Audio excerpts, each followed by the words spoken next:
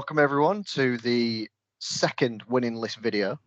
The first one got a bunch of attention, a bunch of good positive comments on there, so we're really pleased with how that one went.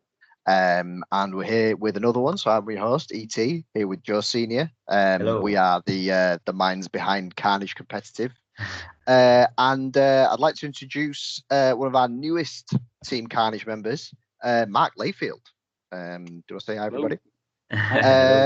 Marc has just recently, this weekend just gone, come first at the Clumsy Ork RTT. And where was it, Marc? Where was it held again? It was in 7th City Collectibles in Nottingham. Pretty cool little store. Cool. And how many players was it? I think there was 14 at this one. Okay, cool. So, and won it with Necron's Canoptek Court. So, without further ado, we're going to get into the list. And we're going to let Marc talk us through it. Here we go. All right. Let's have a look then. Cool. It's not going to be a super groundbreaking list. But I've been playing Warhammer again like a couple of years, and Necrons was the first army I started playing again when I got back into it in 9th. Nice.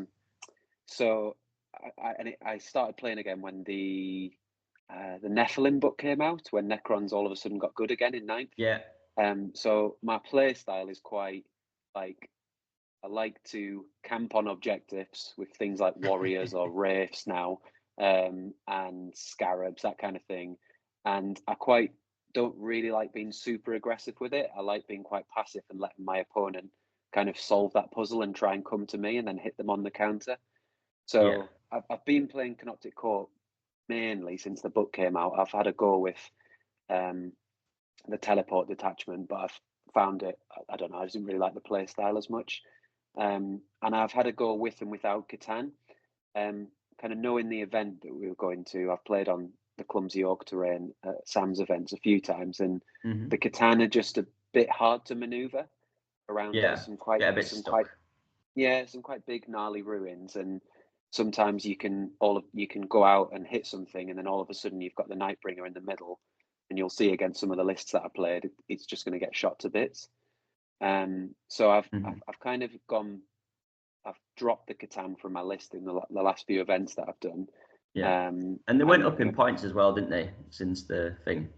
Yeah, and I think I was using them as a bit of a crutch, to be honest. Like, they do an absolute ton of damage, but actually you can still, like, you can see there's not many different units in here, but they're all really good, and they give you some kind of redundancy, whereas if you lose a Catan, you don't really have that redundancy. So yeah, it's in terms of the list, you got Illumina Zeras, who's the warlord. It was like a mini Catan himself.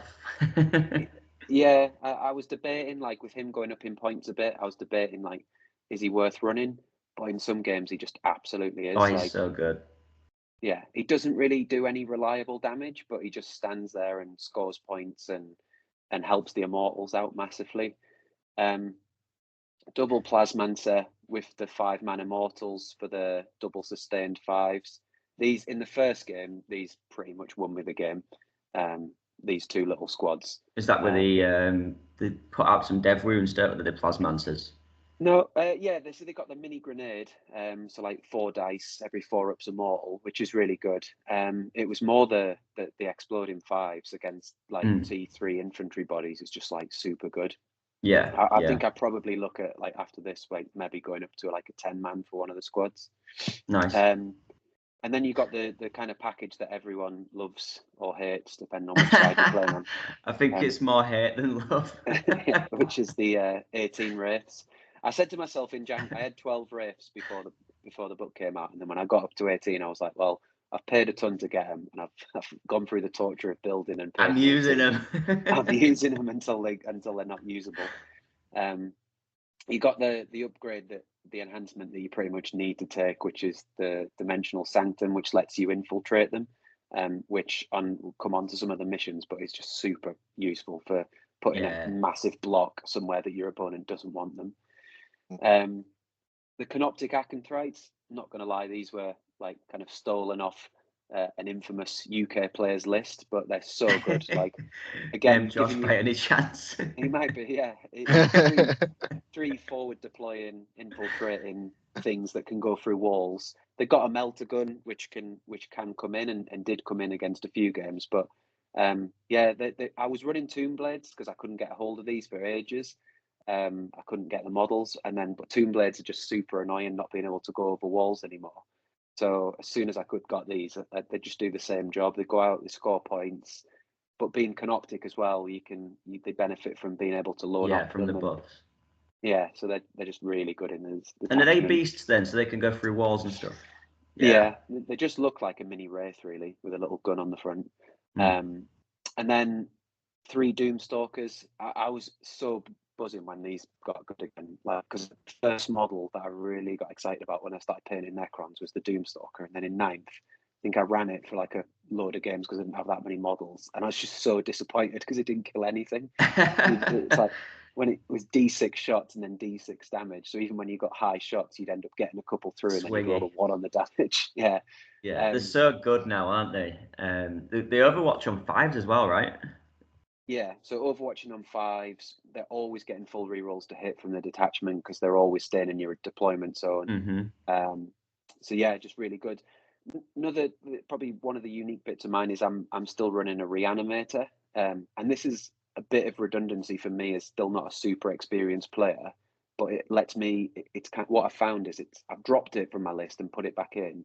It really helps me when I make a few mistakes, particularly with the Wraiths. If I do make a mistake and I get a Wraith squad kind of slashed in half, all of a sudden with a reanimator, I can get them back up to full. So what does that do extra? How many does that bring back extra? How many so more? It's a 3-inch aura of an extra reanimation dice, so you can potentially get up to 6 wounds back. So you can get a wraith and a half. And you've also got a strat in this detachment, which not a lot of people use, and I've found a lot, particularly combat armies, aren't always planning against it, which is when you're charged, you can trigger reanimation if you're in your power matrix. So if they charge a Wraith squad that's in my zone, I can reanimate it and potentially keep that squad around. It's come off a lot where I'll get charged, I'll use the strat, I'm near the reanimator, and then in my turn, it means I can get that squad back up to a decent strength. Yeah, and it keeps them going another turn. Yeah. It's pretty big, that. It's pretty big. Scarabs, just because I had 40 points left, they are really, they're a lot better than, it's disappointing they can't go through walls anymore, but the fact that they're 40 points and you can loan off them is like pretty cool. Yeah. It's like the Necron Nurgling, isn't it? Yeah, 100%. And then, the Wraiths with the pistols, so doing actions in combat, just doing chip damage. They're not killing anything unless it's like T3 body. They're not doing super damage, but they do fly over mortals, which will in the final game came up quite massively. Which you can trigger on your reactive move, is that right? Yeah, and this is so you've read my mind. This is what I did in the last game. Because it counts as a normal move. You can trigger it. And you're on average, if you've got a full squad, you're on average doing like 3 to 4 mortals, which before you've even fired, which is nice. Yeah, these things are so obnoxious to kill. I think everyone's pretty sick of them by now. I mean, how long we've had? What is it from?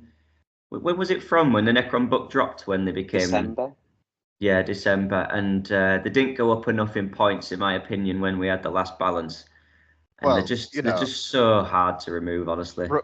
When was the last time we didn't see 2 or 3 blobs of Canoptek Wraiths on 3 or 4 tables at Wednesday Warfare? Yeah. Nearly every single month we saw those 3. Either it was those 3, at least 2 Catan. at Triple Catan. Triple Catan, and at least 2 big squads of Canoptek Wraiths, and they absolutely dominated. I was talking to a pal of mine recently. I'm hoping you can speak to this, Mark. Is that for the first few months of the ITC, you had a lot of people trying to build into Necrons. So they took lists which were deliberately designed to kill Wraiths and to kill Catan. Now, my opinion was that it actually overinflated how well Necrons were doing. And the reason for that is because if you had a load of lists that were trying to build into Necrons, they were then losing their other matchups. And the Necrons just overtook. So it didn't matter whether or not the Necrons were winning. Everyone else was losing because everyone was trying to build into Necrons because everyone assumed that Necrons was broken. So a really good player with a great Necron killing list might come and win a Necron game and then lose the second 2 games. Necrons might still It'd win be Sod's anyway. Law as well. You'd tech into the Crons and go to a tournament and just not play Crons, despite there being like 4 Crons players there. Yeah, exactly. That's what used to happen to me anyway. I think as well, there's like the problem was before the points changed was there was nothing that was amazing at killing both Wraiths and Catan. So like what I kept with the Canoptek Court, I always kept like no more than 2 Catan, because I found when I tried 3 and 4, it was really good, but there were starting to be people who were going, right, I can kill a Catan a turn. Whereas like I always took Nightbringer until his points changes, and he is still really good. But once I started to see people teching for it, I moved away from it, and just kind of stuck with this and just rather have more stuff. It doesn't kill, it doesn't do as much damage, but I put the Immortals back in. I took the Immortals out when there was the FAQ, when they used to have that horrendous Death Wound strat, which now that was bonkers, wasn't it? And then I kind of didn't put them back in for a while. I just had Nightbringer and Void Dragon. But then actually, like some games, people were just going, right, I can kill them. And then you've brought your 2 biggest pieces and someone can just deal with them. So yeah. What I like to is obviously it's a very well-rounded list, and you keep mentioning redundancy, and it's what people are having to take now that the Catans aren't as good. So because like if 3, what was a Catan? Was it between 250 and 400 points, depending on which one you took? Is that right? But they were really cheap. They were like Nightbringer was 255. 255. Right. Okay. Fair enough. So they weren't as expensive as I thought. No. They should have been more. They still should be more, some of them, but this list is great because you have to commit so much to take a Wraith unit out. You have to commit so much that you're getting Doomstalkered back in return. It's just it's brilliant how it works. And Ceres is a beast as well. -1 AP and +1 AP on his unit as well. He's really good. 4 upfield, no pain. So should we crack on into the match? I was going to say, unless you've got anything more you need to say about the list, should we crack on with the match? Go for it, mate. Let's do it then. So round 1, you're against Tau Monka. And it was don't know what deployment, priority targets, and Vox Static. Don't play Vox Static very much, and obviously you'll, from our viewers of the last one, I'm not going to lie, I don't know what that means. Well, exactly. so on the viewers of the last one, you'll notice that it was UKTC terrain. A lot of the events that you will see on this series will be UKTC terrain. Sam from Clumsy Ork created his own terrain maps, and they're very, very good. But the UKTC ones don't very much use other mission rules apart from sort of chilling rain and supply drop. So Vox Static we're not really familiar with. So Mark, if you wouldn't mind first just explaining to us what Vox Static did before we get into it. Yeah, Vox Static is when you want to ditch a secondary card or you want to do a CP reroll, it's 2 CP instead of 1. Right. Interesting. Okay. So you really need to think, do I want... So it's not great for me for Doomstalkers, because if you roll a 1 on the shots, you often want the CP reroll it. So I'll talk about it, but there's 2 strats that I use pretty much every game, most turns. So if I'm spending 2 CP on a CP reroll, I ain't doing the other things. No. I don't know if there was any of this around at the weekend, but does Vect stack with that? So can the Vect make it 3? I'm presuming so. Yeah, I think it does. Yeah. Oh, imagine a free CP reroll. You're not rerolling, are you, at that point? You just it doesn't even matter what it is. That's egregious. That's egregious.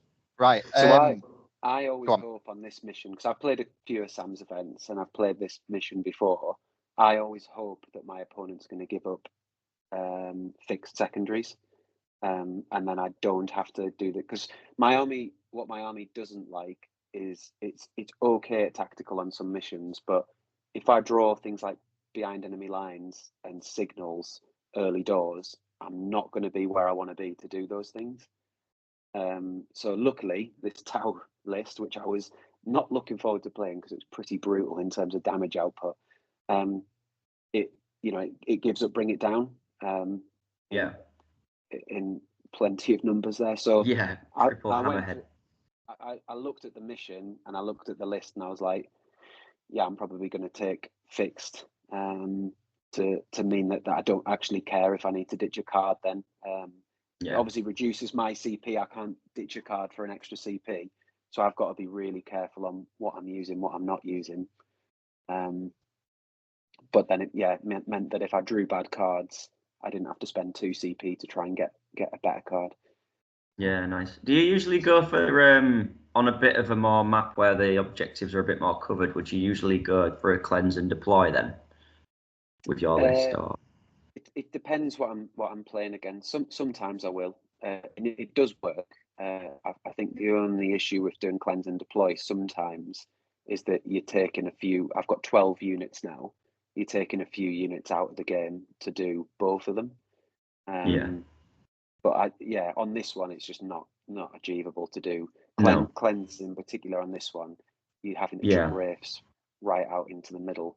You can see on the map, like on the bottom picture especially, that the most of the objectives are fairly open. Like having no cover on your home objective makes you really think about. Yeah, that's brutal, by the way. Luckily, I've got Illumina Zeras who sits toes onto that objective, and he's next to some Necron units, so he can't be shot. And he just sits there nice. It's one of the reasons, like, I want him in the list for things like this. So do you want me to go through the opponents list, or are you wanting to go through that? No, it's all good. Just run us through how the game sort of went. I think the score was, let me have a quick look, 96-51 to you. Tau is actually one of the armies that I did think them and T-Suns sort of do have the damage to get through the Crons. So, like, I know you were a bit concerned going into this one, weren't you?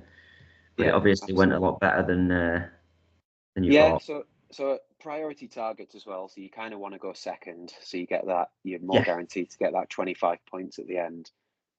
So I went first, and which is not what I wanted. But in terms of deployment, I think one of the things you'll see on this map is that we both ran out of space to deploy things, and we did. To be fair, we both didn't really establish what we could get in the ruins. We came to a gentleman's agreement that we could each chuck another unit into reserves because we really underestimated what we could squeeze in. That's fair. Because you've literally got here and here, really, haven't you, to deploy? So I had a brick of wraiths in the ruin on the right, 2 bricks of wraiths in the reanimator in the left, and then the Doomstalkers hiding behind the wraiths. Illumina Zeras was on the objectives because he's low up and he doesn't care. And then I think I started 1 Immortal squad on the board, just right up to the wall on the right. But that everything was crammed into like 2 places. Whereas he had like bigger units, so like things like hammerheads and stuff, they couldn't really hide as much. So I went first. I put one of the squads of wraiths kind of conga lined out and did homers in the center. And then I snuck a couple of Doomstalkers out and blew up a Devilfish. Nice. And that was pretty much my turn 1. Nice. So I didn't really expose much. I think I conquered another unit of wraiths onto the objective on the left, and they were stringing back to the reanimator. So that I had that redundant. That talked about that strat that I mentioned. Obviously, I didn't expect to get charged off Tau, but if I did, I could use it. And then so my turn 1 was super quick, and then he got into his turn and he went really aggressive, which I didn't really want because Montcar, obviously you kind of want to hope that you get to turn 4 and 5 so you can keep playing the game and they haven't blown you up by turn 3. I think in hindsight, when we talked about it after the game, he probably overextended. So he put the other devilfish, but then disembarked a squad of breaches. And the squad of breaches that came out, the blown up transport, they came up. The Pathfinders came up. I think in fact, all 3 Riptides came up. 2 of them came onto the left flank, and 1 of them more in the middle. And then he put he had his devilfish on the other side of the board. He got 1 Wraith squad down to 2, and the other one down to 3. But then by the time he'd pulled casualties, they were behind the wall, so they were safe for the rest of Oh, these are the ones that were conga lined like that.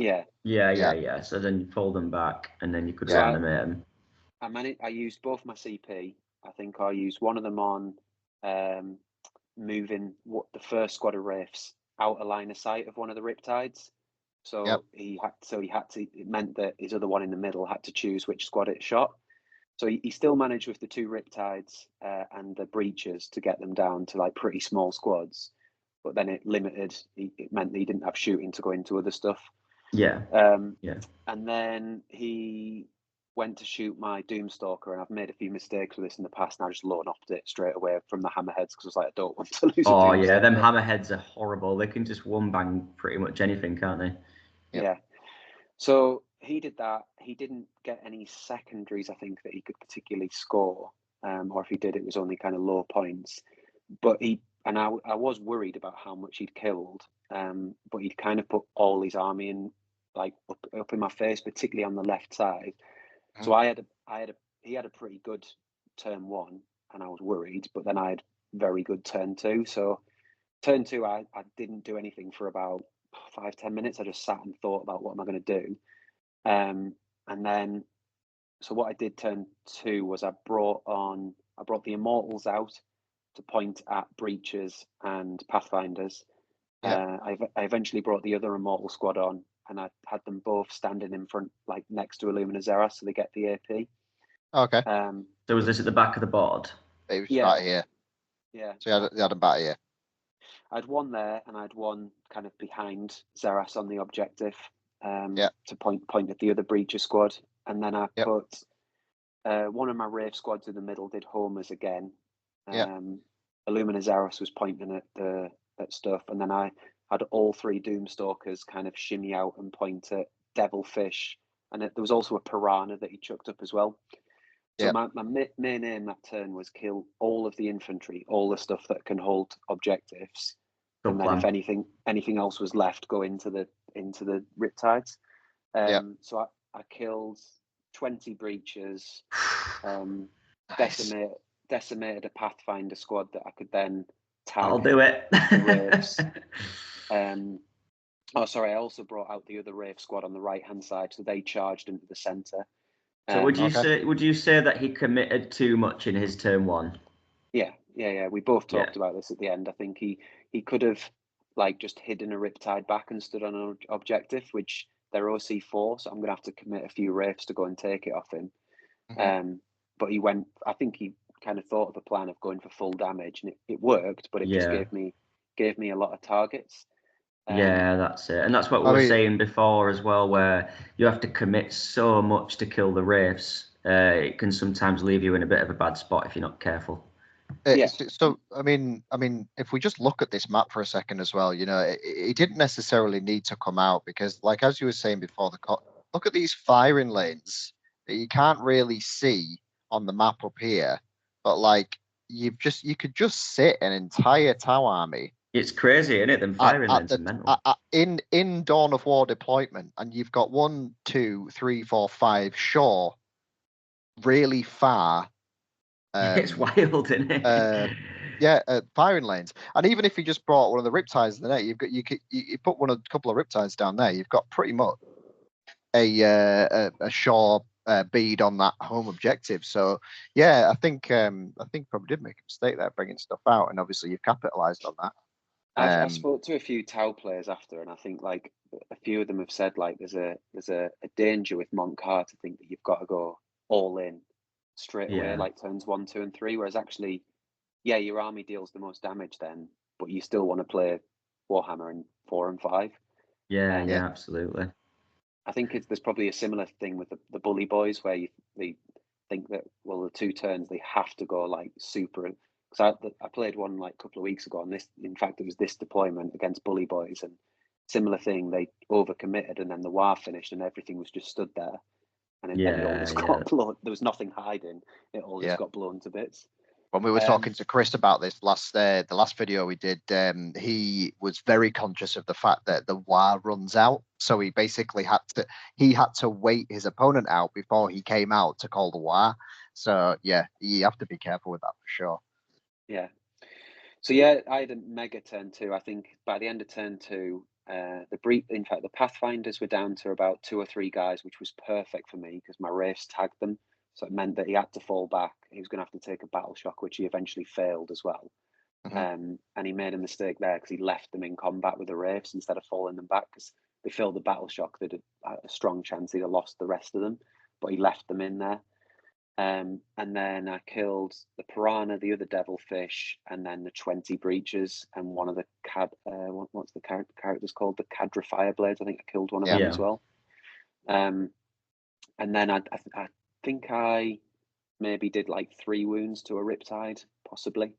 And the next turn, he obviously made that big mistake of leaving his guys in combat with the Wraith, so he couldn't shoot that squad in the middle. He concentrated on the 2 squads of Wraiths again, knowing that I was going to loan off a Doomstalker, which I did. I think he managed to shoot one of the Doomstalkers, and he got it down to like 3 or 4 wounds because I could only loan up one. So it was pretty big keeping that around. Yeah, that staying alive was pretty big. So I'm going to say it was a bit. I bet it was a bit of a war of the Hammerheads and the Doomstalkers on the firing lanes on this. Yeah, absolutely. And yeah, like the 4-up invuln and only 12 wounds is quite swingy, but yeah, I think that I can't remember what the damage is on them Hammerheads. I think it's D6. It's D6 plus 6. But yeah, you've got a 4-up invuln. So as long as you don't roll a 6 for the dev wounds, you're going to win that fight, I think, over the course of it, just because of the invuln. Yeah, that's what happened. He got that one down. He went to shoot it with another thing. I low knocked it, and then he couldn't see the other one. So then it come back to my turn 3. I think he'd scored all right on primary, to be fair, because it's priority. So he was sitting on 2 the first couple of turns. Then yeah, turn 3, I went really well again. So the Immortals were untouched because he only really had anti-tank, and he was killing Wraiths and trying to kill Doomstalkers. So the Immortals both kind of shimmied to the left, pointed their mortal wounds and their guns at Riptides, and because Riptides are only T9, they're wounding them on 5s, but because they're on an objective, so they're getting full rerolls. So they're actually better than you think. They pretty much popped a Riptide, the 2 squads of Mortals, with the mortal wounds, and then the Plasmancer's got a damage 2 gun. They're all damage 1, and then the 3 Doomstalkers killed the other Riptide, and then the one in the middle, he charged into my Wraiths. So I'd got it down to like 5 wounds, but then it was going to die quite quickly. Yeah, so that was probably it then there, really, wasn't it? Turn 3, you've just killed too much of his stuff at that point. He hasn't got anything enough left to get your Wraiths off the board, right? He pretty much kind of conceded at the end of that. He saw how many Wraiths were coming back, and yeah, there was not much more than they could do. Like I was just gonna, I was gonna kill that other Riptide, and then the 3 Hammerheads, or however, I think you had 3 Hammerheads left. They weren't going to do anything on their own. So no, cool, right. Well played, mate. Right, so moving on to round 2, and round 2. Tau again. Double Tau. Double Tau. Yeah, mod cat. This was on it was Purge the Foe, so kill one, kill more. Hidden Supplies, which is the one where you're moving the objectives around, right? It's where you get an extra one in the middle. Yeah. So it's quite funny. It's quite gnarly with Purge the Foe because it's very hard to ever get hold more when there's 6 objectives. Yeah, that's You're pretty much winning the game if you get hold more. So it's a similar list. Sorry, Elliot. It's a similar list. Search and destroy. Is that search and destroys the corners, mate. The janky corners, as you like to call it. Yes, sorry. Similar list, other than less Hammerheads, a ghost, but he has a ghost keel and some battle suits instead, right? And which ones are the fire knife ones? They were pretty. gnarly. They were doing like damage 2. Is that the missile? I think they get armor of contempt with like one of the characters that was with them, so they were pretty annoying to shift. Because they've changed it so all the suits have different weapons for the different names, don't they now? Yeah, I'm not big on my fishmen. I don't really know. I should have Jacob on speed dial for this. Yeah. No, I don't know which one's the fire knife. If they're doing damage 2, then they're probably the missile pod ones, but I'm sorry if I'm wrong. The thing with this list was there was a lot more MSU, so he had a lot more units than the other opponent, which, it was going to be interesting on the kill more one, because I obviously have less units, but they're quite tanky. His Riptides, one of the Riptides had the damage 4, which the other guy had all 3 with, and then he had his other 2 with the damage 2, or damage 3. I can't remember what it was, but so they weren't as good into the Wraiths. Again, I really wanted to go second on this one. You really want to go second on Purge the Foe, so you get that, try and get that kill more in round 1 and get a lead. Yeah. Necrons are so good on this mission, by the way. Yeah. So I at the top left, I infiltrated some Wraiths up there. I didn't put them bang on in the ruin. I was trying to goad him into putting one of the stealth battle suit squads that infiltrate near me, so that I could get that kill more. Yep. Yeah, but he didn't do that. He put a ghost kill there instead, which I'm never going to kill the squad of Wraiths. Right. Ridiculously tanky, the ghost kills, aren't they? Yeah, I don't even bother looking at them unless I think I can actually kill it, because they're just annoying because they blank two damages. So I took fixed again in this one. I took cleanse and bring it down again, and my thinking with this one was he didn't have he had a lot of smaller units, but if he wants to leave his big damage dealers and stop me scoring, bring it down, then I'll just win on primary, because I'll stand 100%, on 100%. And I'm guessing you took cleanse rather than deploy because there was more objectives on this one as well. Exactly, yeah. And I don't want to be in his deploy. I don't want to be chucking a squad of Wraiths or Scarabs like to go and do that when I can just do it and I can score 4 points a turn quite reliably. Yeah. I think I scored 18 on cleanse and Max bring it down on this one, but it was a really weird game, this one. So we started out, and I thought, to be honest, I'd lost like turn 2. So right, I went first, scored my cleanse, didn't really do much, and then put Wraiths on all 3 on the 2 in kind of the open, and then the 1 in the top left, and then that was turn 1. And then he brought a few bits and bobs out. Didn't really kill anything. I'm not sure even if either of us got a kill in the first. Right, bit of a wet fish fight. And then I killed a few things. I whiffed killing the squad of stealth suits. I left one of them alive with a Doomstalker. And then he put his entire army out. He went, I'm just going to go for you. And he literally put everything on the board at the top, and then some stuff at the bottom right. And he killed quite a bit, to be fair. I think I'd killed a transport, maybe one other thing. He ended up killing 2 squads of Immortals and 1 of the Plasmancers. He got 1 of the Wraith squads. I moved 1 of them back behind the building with a reactive move, but he got the other squad down to like 3. And I think he damaged 1 or 2 of the Doomstalkers. So I was pretty worried at this point around what was going to happen. Yeah, the damage output on Tau is a lot. This game was a lot closer than the last one. Looking at this as well, it was 86-68 to you in the end.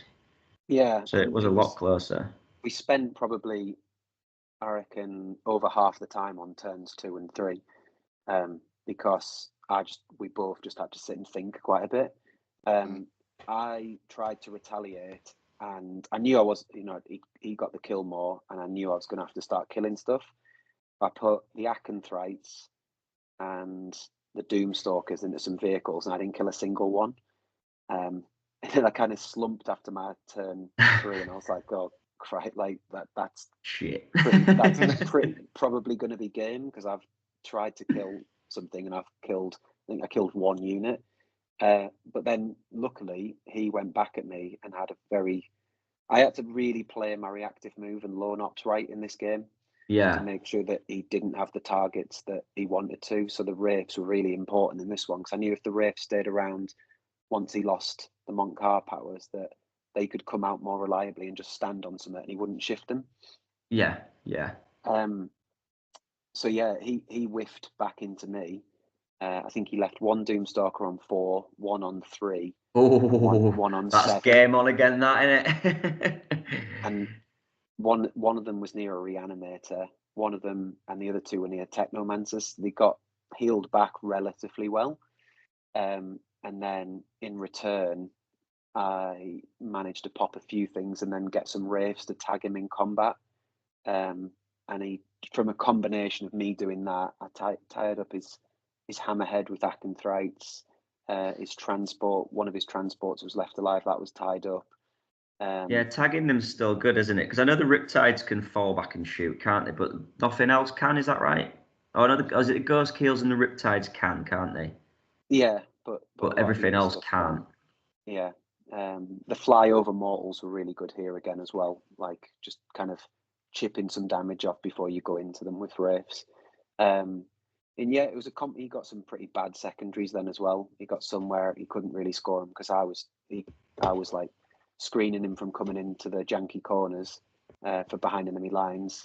And then he drew Defend Stronghold turn 4, and then when I went first in turn 5 and fell an Acanthright squad back and denied him Defend Stronghold. Nice. And then I just put everything onto objectives turn 5, and yeah, I'd killed enough to get me max bring it down. He then, pops my Doomstalkers and stuff, but it didn't really matter at that point. Too late, yeah.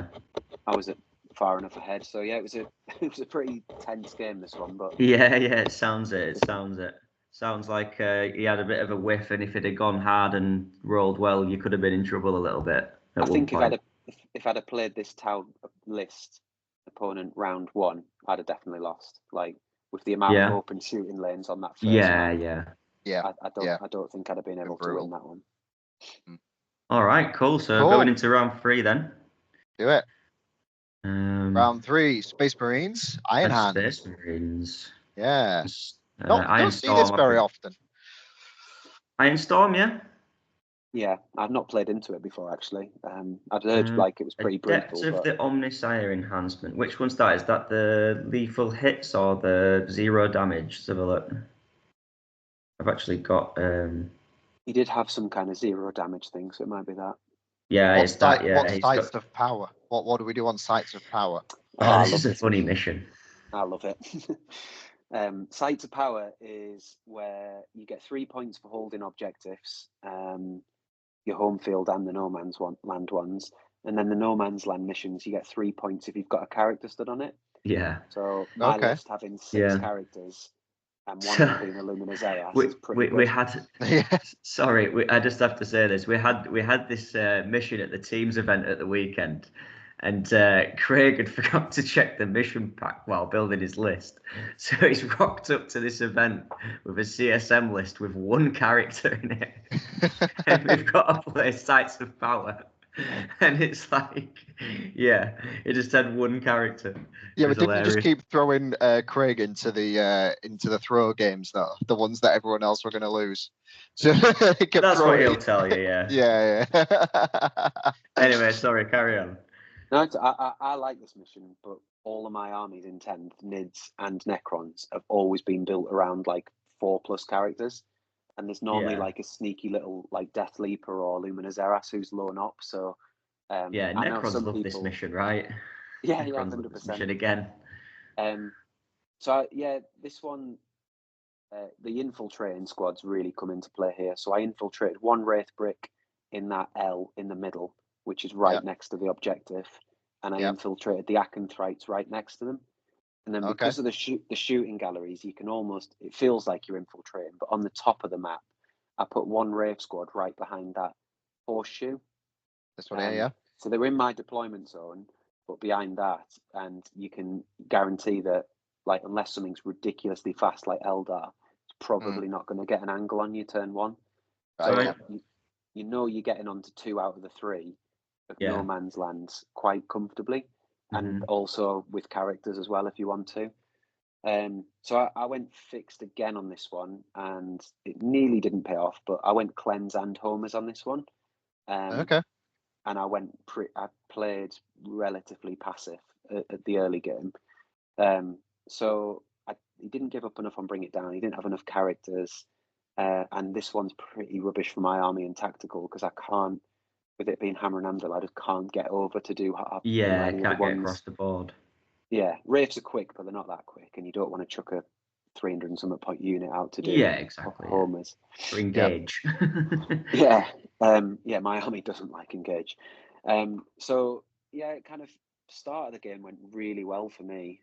My opponent wasn't super. I think a lot of people aren't super familiar with Sight to Power. So get turn one, I put that top brick of Wraiths in that horseshoe, towing the objective with the Technomancer.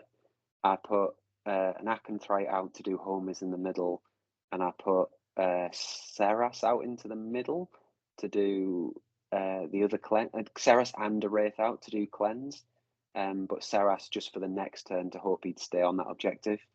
In return, my opponent took the objective off me, but he only put 5 scouts on there, and he failed a charge with his Blade Guard to get even more OC on there. I kind of wanted him to do to make the charge, because then I was going to pile on a load of Wraiths, which would have kind of swung it in my favour. But so yeah, he didn't really kill anything. I lone off the Doomstalker that he moved a load of stuff out to shoot once he realised he couldn't get a line on anything else, and then I lone offed it. So yeah, it's so good, is that? On turn 2, I got 15 points on primary because he killed a few Wraiths, and with the Reanimator being nearby, I reanimated 2 Wraiths onto that centre objective. Took it off with him and with them and Seras, took it off him, and got a 15. So I held 3 objectives and I had characters on 2. So I was with that and getting double cleanse and the homers in the middle. I was up quite a bit early on, and he just went full send in retaliation. Which was pretty. I really underestimated the damage this army does, because I've not played it before. So I thought Zeras would have been fine where he was, but realistically, I should have put him on the other side of the objective where the Land Raider Redeemer was, because that had the damage 2 flamers, but he would have had to prioritize that other Wraiths. Whereas I put it in range of one of the horrible tanks, the Executioners. The first time he went into Zaras, it got him down to like 2 or 3 wounds, but the second time he went into him, he just popped him.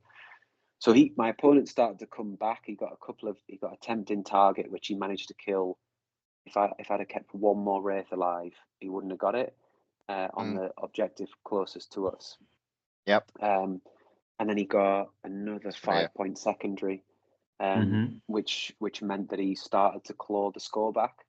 And then he also put, because he went full send, he had a tank on pretty much every objective. And he had a Brutalis Dreadnought on there. I had to really I took a turn off cleanse, basically. I think I either took a turn off altogether, or I had just sometimes you've got to, haven't you? Yeah. Just get that damage done. Because he'd gone full send, though, he'd left a lot of space in his deployment zone. So the Scarabs came in mega here, because they scored me 8 points. They scored me 2 turns of the homers in his deployment zone. I didn't leave anything back to deal with him. He didn't have enough to do, because it's quite open. Because I'd killed 1 squad of scouts. I'd killed a squad of Blade Guard. I hadn't killed much. I tell you what, the heavy intercessor squad, I really underestimated them, because their damage took 3 wounds. I thought Doomstalkers will rinse through them. They're quite tough, aren't they? Yeah, with cover and armor of contempt, all of a sudden they're not really not rinsing them. So he put them on the center objective as well, and he scored a 12 on round 3 on primary, and I only scored a 3. So he started to claw the score back, but then the Doomstalkers just kind of stepped out, and I think it was between turn 3 and 4, I just nuked that squad of heavy intercessors. Just say the Doomstalkers were what won you this game then? I'd say Doomstalkers and Wraiths. So there was a play on turn 4 where he still had. I knew I wasn't killing the Executioners, because they're quite tanky, but the Brutalis I wanted to get rid of. So I move blocked him in my turn, so he couldn't get the Brutalis into my back line. In between that horseshoe and the other ruin, I put 2 Wraiths there. Just there. And he moved the Brutalis right next to them, presumably to charge them. But I fell back over him with the stratagem. Nice. I did five mortals to it. Oh, you nasty man. And then turn 5, it meant that I just had to fly over him again. I think I only did 2 or 3 that time, and then it was quite easy to then finish it off. Yeah, but that meant that he wasn't scoring that objective for the rest of the game. And then reactive move is probably one of the most powerful things in 40k, and because I've been playing Stormlands and I just think it's amazing. But when you do mortals as you do it as well, it's like that's mental. Yeah. It was really, so well played, Mike. Really bloody one. This one, like, is them Land Ranger Redeemers and the Executioners were just like disgusting. Like they were just nuking stuff every single turn. So did this army actually do more damage to you than the Tau then? Yeah, I'd say so, because it probably was bad dice out of the game. Like I think I lost both I think I had a Plasmanta left in this one, but I lost most of the Immortals. 1 Wraith Squad was down to like 2 or 3 by the end. I probably didn't lose a lot. I managed to get it back, but it had me on the ropes, I think, more than the Tau did, because of the sheer amount of damage. Particularly that Redeemer. It's like once it's there, you can't move because it's going to overwatch you. Yeah, that's true. Yeah, it's good control piece, isn't it, with the Overwatch? Well, it just sounds like you've had a great kind of reactive list here. You've got stuff that can just solve a lot of issues as they come up, and that's been demonstrated in these 3 games. You know, 3 as much as you played Tau twice, 2 very different games, 2 very different ways you've had to deal with it. Different maps, Yeah. So this one finished 78-55 to Mark, and nice. that meant you finished first with 260 battle points, 2 more than second place. So an interesting, well, not good for me, but one of the last RTTs I went to with Sam, I finished joint first on 286. Right. And I lost on strength of schedule. No. So I was pretty buzzing to win this one. Excellent. Yeah, that's an awful way to not win a tournament. Joint first on points. That's brutal. Excellent. Well, Mark, awesome. Thanks so much for coming on, and thanks for going through your list and your games. It's been an absolute pleasure. For those of you watching, thanks for being here for our second video. Hope you enjoyed it. Either way, if these videos start doing better, then I'm gonna actually be able to do better graphics on the screen. Right now, it's just me drawing with a pen. And it looks very crap. But obviously, if these videos start doing better, we can start getting better visuals. Okay, so support the channel. Drop us a like, drop us a subscribe if you haven't already. And these videos can only get better. So thanks for sticking around to watch it. So I'm just going to plug our next event. So we've got a event this Sunday, actually, of which there's only 1 ticket left, so you best grab it quick if you want it. And an event in July in Homefirth. It says GT, but it's not. It's an RTT. I think. Oh, there you go. I actually put the graphic on to change. There you go. Just flying. As if by magic.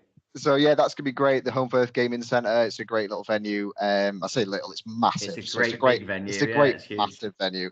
And lunch is included in that as well as free tea and coffee and everything. You get free tea and coffee at the Huddersfield event as well. We've also got the t-shirts. So if you haven't checked those out yet, go to our website and have a look. They are designed by tattoo artists from up and down the country, and every time you buy one, the artists get paid directly, so it's a great way to support real art by real people, and some really kind of talented artists there. So Mark, thank you so much. Thank you. We'll see everyone in the next one. Thanks, guys. See you later, guys.